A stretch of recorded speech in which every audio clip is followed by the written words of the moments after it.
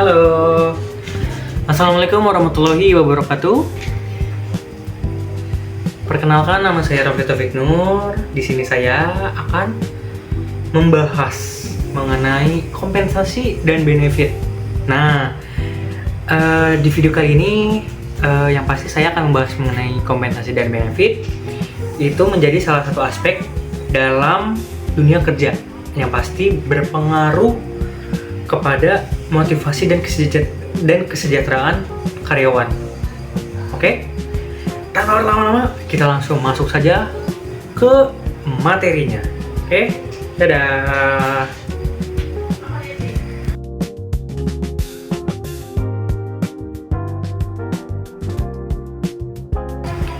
Ketika seseorang untuk bekerja di suatu perusahaan, tentu ada harapan untuk mendapatkan imbalan yang sesuai dengan usaha dan kontribusinya ketika mereka itu menjalani pekerjaan. Nah, tapi imbalan tersebut tidak hanya berupa dengan gaji-gaji, oke? Tidak berupa dengan gaji-gaji. Ada juga yang berbagai fasilitas dan tunjangan yang lain yang diberikan perusahaan untuk meningkatkan kesejahteraan dari karyawan. Nah, dalam dunia manajemen sumber daya manusia, hal ini dikenal dengan istilah kompensasi dan benefit. Oke?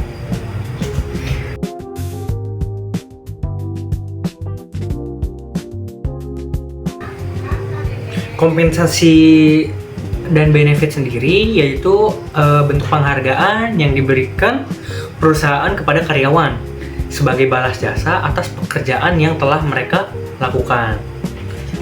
Terus kompensasi atau benefit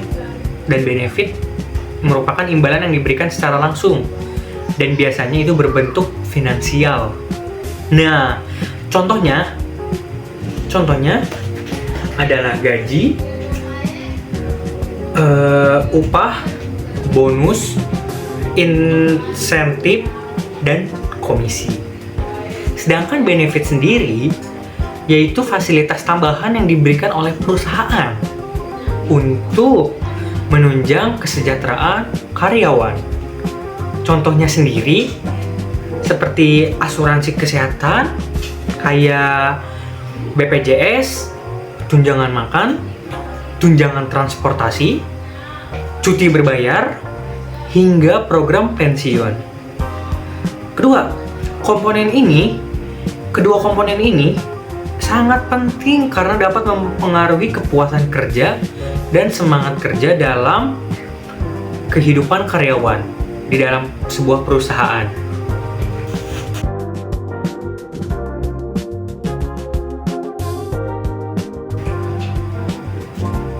Apa sih jenis-jenis kompensasi itu?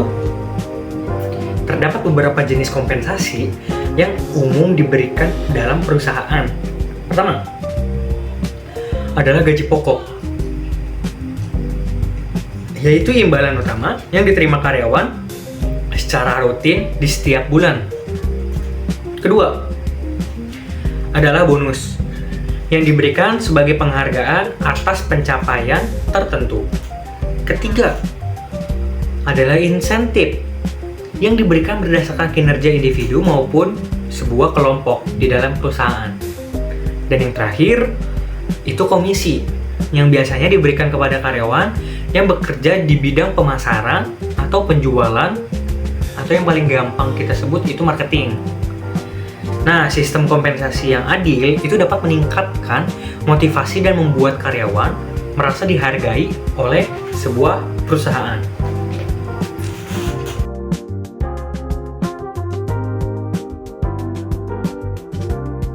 Nah, sekarang jenis-jenis dari benefit. Selain kompensasi yang secara finansial, perusahaan juga memberikan berbagai benefit kepada karyawan-karyawannya. Benefit yang umum diberikan antara lain seperti BPJS, kesehatan, dan ketenaga kerjaan, terus asuransi kesehatan tambahan, tunjangan makan, tunjangan transportasi, serta tunjangan hari raya. Nah, Saat ini juga beberapa perusahaan itu menyediakan program pelatihan.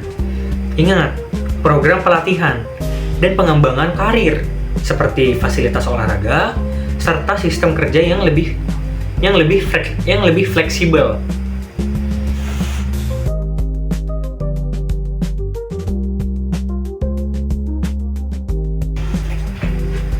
Hubungan kompensasi dan benefit dengan psikologi itu apa sih? Nah, dalam psikologi industri dan organisasi, kompensasi dan benefit itu memiliki hubungan yang erat dengan motivasi kerja.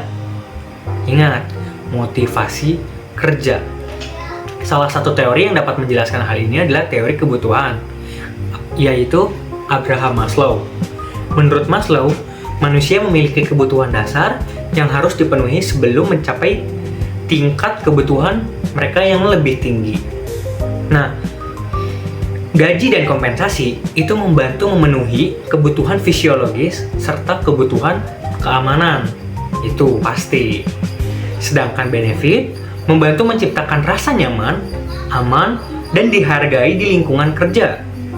Ketika kebutuhan tersebut, mereka itu semuanya sudah terpenuhi, karyawan akan lebih termotivasi untuk bekerja dengan lebih baik dan memberikan kontribusi terbaik bagi perusahaan.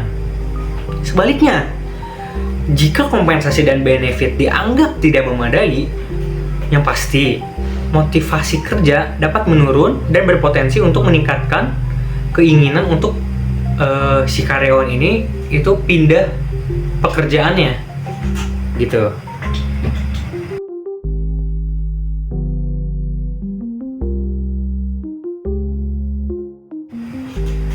Manfaat kompensasi dan benefit itu apa sih sebenarnya tuh? Nah, kompensasi dan benefit memberikan manfaat bagi karyawan, apalagi perusahaan. Bagi karyawan, keduanya membantu meningkatkan kesejahteraan, kepuasan kerja, dan motivasi. Sedangkan bagi perusahaan sendiri, sistem yang baik dapat meningkatkan produktivitas, mempertahankan karyawan berkualitas, serta memperkuat citra perusahaan. Oleh karena itu, perusahaan perlu merancang program kompensasi dan benefit yang adil dan sesuai dengan kebutuhan tenaga kerja. Seperti itu.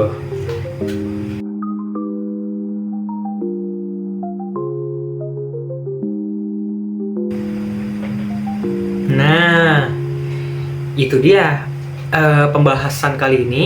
Itu dapat disimpulkan, kompensasi dan benefit merupakan faktor penting dalam meningkatkan kesejahteraan dan motivasi kerja karyawan. Dengan sistem yang tepat, perusahaan sendiri dapat menciptakan lingkungan kerja yang lebih produktif dan harmonis, yang pasti. Terima kasih sudah nonton video ini sampai akhir. Maaf jika ada kata-kata yang kurang enak dari saya. Kurang lebihnya mohon maaf. Wassalamualaikum warahmatullahi wabarakatuh. Dadah.